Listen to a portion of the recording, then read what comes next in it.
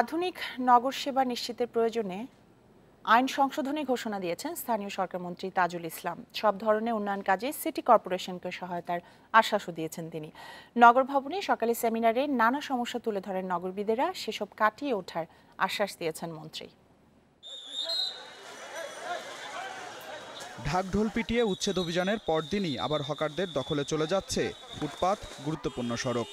নিষ্কাশন ব্যবস্থার ত্রুটিতে অল্প বৃষ্টিতেই হচ্ছে জলাবদ্ধতা, তার ওপরও আছে পরিকল্পনাহীন খোঁড়াখুড়ি।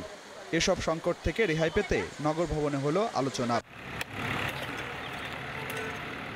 সমস্যার জায়গাগুলোর সামনে এনে নগর পরিকল্পনাবিদেরা বলছেন, এতে যুক্ত সংস্থাগুলোর সমন্বয়হীনতা কাটাতে না পারলে ঢাকার সমস্যা কাটবে না। সংকট সমাধানে সক্রিয় হওয়ার আশ্বাস দেন সেবা সংস্থার প্রধানেরা।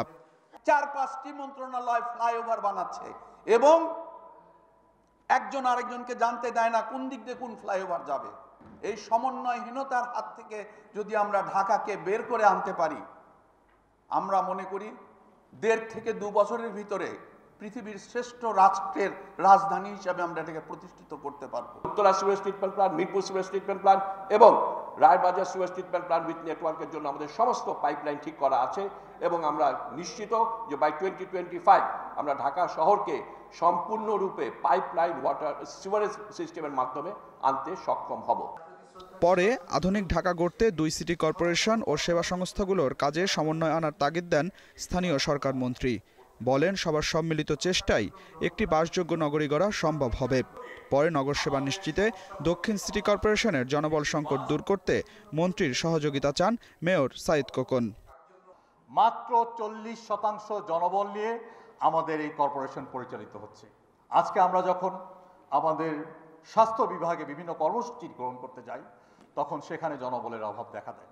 আমরা একসাথে চলতে চাই, সমস্যাগুলো চিহ্নিত করতে চাই।